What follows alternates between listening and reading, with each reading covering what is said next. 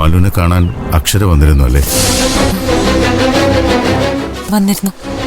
എന്നിട്ടെന്താ ആ വിവരം എന്നോട് പറയാതിരുന്നത്? പറയുന്നത് ശരിയല്ലെന്ന് തോന്നി. അക്ഷര വന്നിരുന്നു എന്ന് പറഞ്ഞ അതിന്റെ നാണക്കേട് എനിക്കല്ലല്ലോ, അക്ഷരയ്ക്കല്ലേ.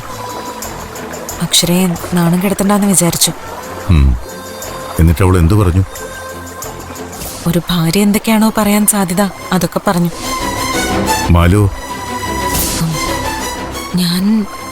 ഞാൻ തിരിച്ചൊന്നും പറഞ്ഞില്ല. പ്രകോപനം ഉണ്ടാവാതിരിക്കാൻ പരമാവധി ഞാൻ നോക്കി. ഞാൻ കാരണം ഒരുപാട് ബുദ്ധിമുട്ടുകൾ സഹിക്കേണ്ടി വരുന്നുണ്ട് അല്ലേ?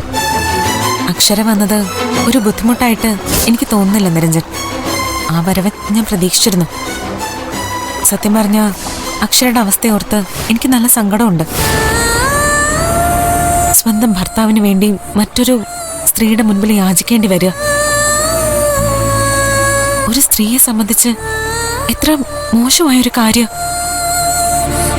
ഒരു സ്ത്രീക്കും അത് സഹിക്കാൻ പറ്റില്ല.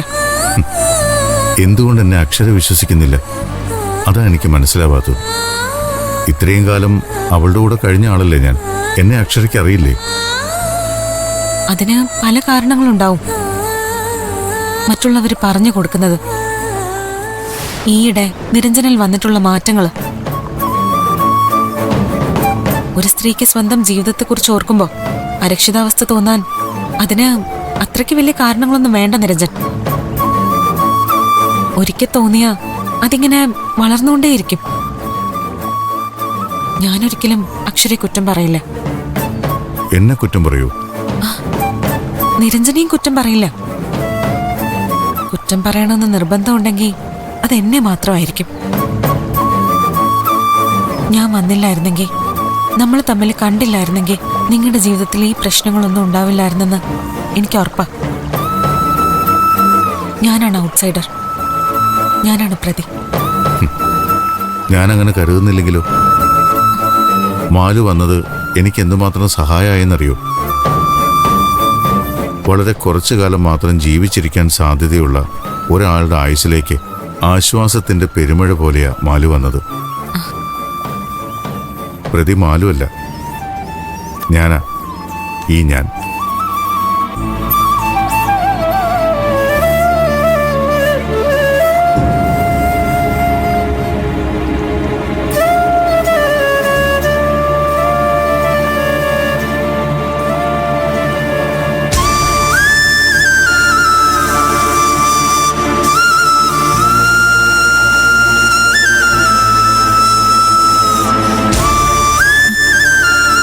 എവിടെ? ആര്? നിരഞ്ജൻ പോയി. അതെന്താ പറയാതെ പെട്ടെന്ന് പോയത്? തിരക്കണ്ട. ദേഷ്യപ്പെട്ടു പോയതാണോ? എനിക്കറിയില്ല. ഓ, മാലിന്യെ കാണാൻ പോയതായിരിക്കും അല്ലേ? ഈ നിരഞ്ജൻ ഇത് എന്ത് ഭാവിച്ച ചെയ്തു കൂട്ടുന്നതിനെ കുറിച്ച് വല്ല ബോധം ഉണ്ടായാക്ക്? അതെ, ഇനി ആ വിഷയം സംസാരിക്കണ്ട. അദ്ദേഹത്തിന് എന്താണോ താല്പര്യം അതുപോലെ ചെയ്യട്ടെ. ഞാൻ ഗുണദോഷിക്കാനൊന്നും പോകുന്നില്ല. അങ്ങനെ ഒഴിഞ്ഞ എങ്ങനെയാ മോളെ? പിന്നെ എന്ത് ചെയ്യാനാ? വഴക്കിടണോ? പ്രശ്നങ്ങൾ ഉണ്ടാക്കണോ? അങ്ങനെ ചെയ്ത അദ്ദേഹം നന്നാവോ? എനിക്ക് തോന്നുന്നില്ല. അപ്പോ നിരഞ്ജൻ എന്തു തോന്നിയാസം കാണിച്ചോട്ടെന്നാണോ? കാണിക്കരുതെന്നാണ് എന്റെ ആഗ്രഹം. അതിന് എനിക്ക് എന്ത് ചെയ്യാൻ പറ്റും? അപ്പച്ചി തന്നെ പറ, ഞാൻ എന്ത് വേണം? എനിക്ക് ഏറ്റവും വലുത് എന്താണെന്ന് അറിയാലോ, അദ്ദേഹം തന്നെയാ. അദ്ദേഹം ഈ വീട് വിട്ട് പോരുത്. അതിന് എന്ത് ചെയ്യണം അത് പറ. അത് പിന്നെ മറ്റുള്ളവർക്ക് ചവിട്ടി തെക്കാൻ നീ നിന്നു കൊടുക്കേണ്ട കാര്യമില്ല.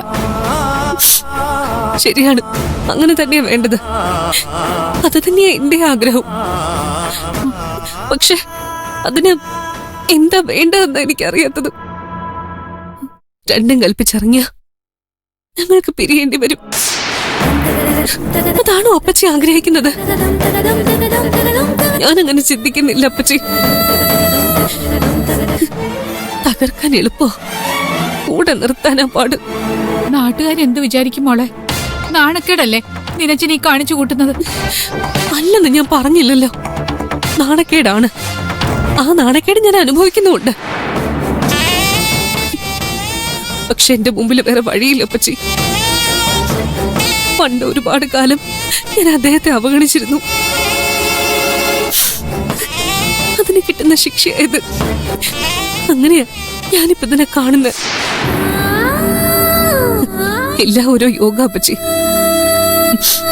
ഉണ്ടായിട്ട് മാത്രം കാര്യമില്ല, അത് അനുഭവിക്കാനും വേണം യോഗം. അതില്ലെങ്കിൽ എന്നെ പോലെ ഇരിക്കും.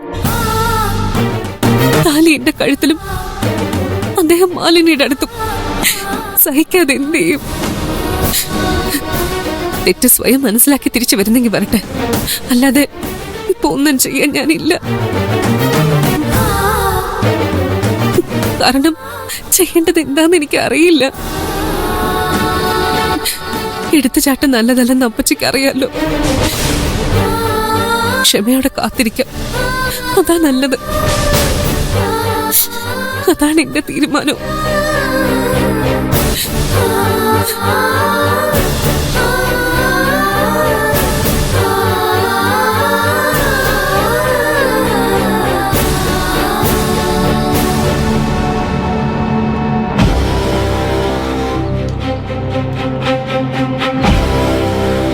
ഒരു കാര്യം ചോദിച്ചാ നിരഞ്ജൻ സത്യം പറയോ? ചോദിക്ക്. നിങ്ങൾ തമ്മില് എങ്ങനെയായിരുന്നു കല്യാണത്തിന് ശേഷം? അതെന്താ അങ്ങനെ ചോദിച്ചത്? അല്ല, എന്നെ ഉപേക്ഷിച്ചിട്ടാണല്ലോ നിരഞ്ജൻ അക്ഷരെ കല്യാണം കഴിക്കുന്നത്. സ്വാഭാവികമായിട്ടും അതിന്റെ ഒരു അനിഷ്ടം നിരഞ്ജന്റെ പെരുമാറ്റത്തിലും അന്നുണ്ടായിട്ടുണ്ടാവും. ഉണ്ടായത് എനിക്കല്ല, അക്ഷരയ്ക്ക്. അക്ഷരയ്ക്ക് എന്നെ ഇഷ്ടമായിരുന്നില്ല. കുറച്ചു കാലം ഞങ്ങൾ അന്യരെ പോലെ കഴിഞ്ഞിരുന്നത്. ഓ, അങ്ങനെ ഒരു കഥയുണ്ടല്ലേ? എനിക്കത് അറിയില്ലായിരുന്നു. എന്താ കാരണം? അത് എന്തോ. പക്ഷേ ആ അകൽച്ച അധികകാലം നീണ്ടു നിന്നില്ല. ഞങ്ങൾ തമ്മിൽ അടുത്തു. ആർക്കും കൊതി തോന്നുന്ന തരത്തിലടുത്തു. അതാണ് അക്ഷരയ്ക്ക് ഇത്ര ടെൻഷൻ. ആ പഴയകാലം കുറ്റബോധം പോലെ ഉള്ളിൽ കിടപ്പുണ്ടായിരിക്കും.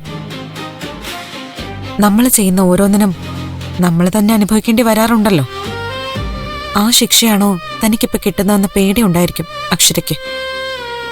അതാണ് വേഗം എന്നെ കാണാൻ വീട്ടിലേക്ക് വന്നത്. അങ്ങനെയാണെങ്കിൽ ഞാൻ അനുഭവിക്കുന്നു ഈ രോഗം. അതെന്തിന്റെ ശിക്ഷയായിരിക്കും? മാലുവിനെ വേദനിപ്പിച്ചതിന്റെ ശിക്ഷയായിരിക്കും അല്ലേ? ഞാനൊരിക്കലും നിരഞ്ജനെ ശപിച്ചിട്ടില്ല, വെറുത്തിട്ടുമില്ല. നിരഞ്ജന്റെ അവസ്ഥ എനിക്ക് നന്നായിട്ട് അറിയാമായിരുന്നു. തെറ്റ് ചെയ്തത് നമ്മളാരും അല്ല നിരഞ്ജൻ, അത് ജയശങ്കർ സാറാ.